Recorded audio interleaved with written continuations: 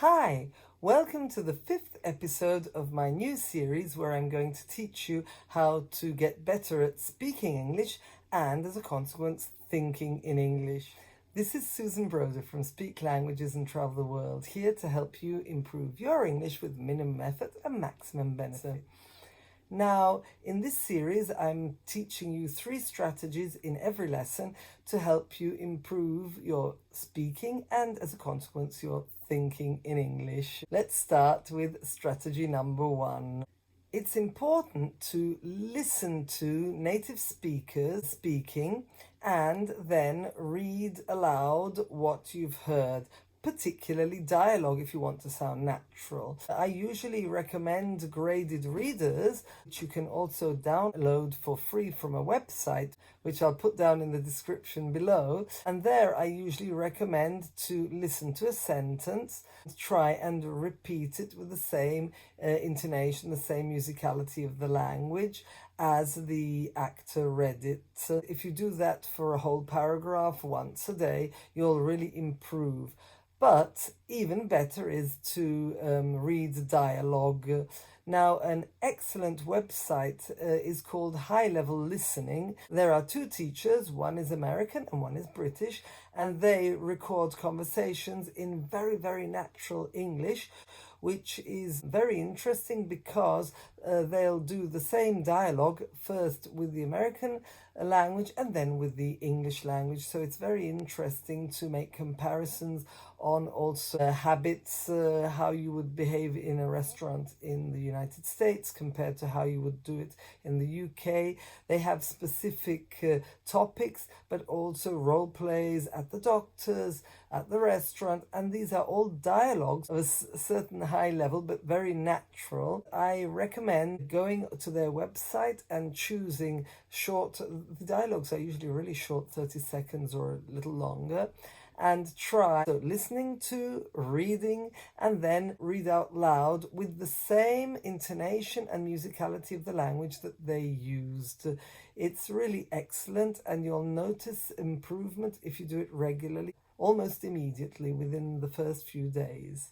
The second tip is that whether you are using a graded reader or whether you're using natural dialogue, it doesn't really matter. You should learn to observe the weak and the strong forms, because when we speak, we don't speak flat. We'll make the content words, the more important words, we'll say them with a higher tone, whilst we tend to connect and almost not completely say the less important words.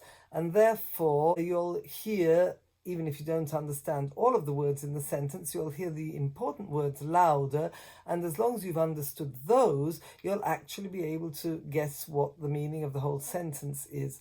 So it's important when you're listening to recognize these and try and imitate them. That's very important, to try and imitate these weak and strong forms, just like the reader is doing in the audios you're listening to. The third tip I'm going to give you is to learn to identify the fixed and semi-fixed phrases used in the book or by the people in the dialogue, because if you recognize them, the ones which are used more commonly, you'll notice that they're always used, and you can learn them as chunks.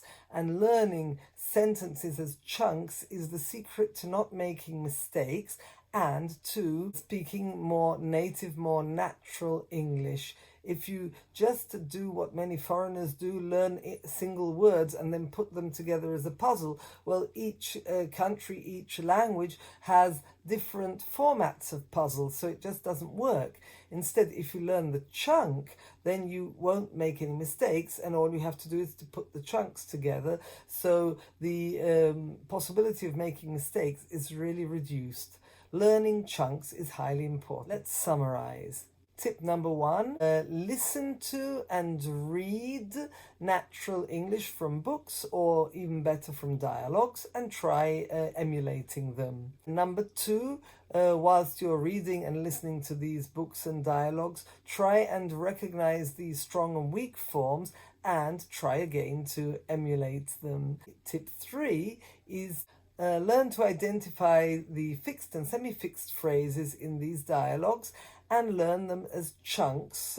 And once you've learnt them, try and also say them in different contexts for the whole week so that you really manage to get them into your brain. The only way you can really learn is to say them in different contexts. Invent them as you're walking around the house, as you're having a shower. Talk to yourself using these chunks, and you'll see that soon they'll become natural and your English will improve greatly. Now, don't forget to write how you're implementing these strategies. Don't forget to subscribe and hit the notification bells so you can be notified when I have another video coming out. And that's all for today. See you in the next lesson. Bye!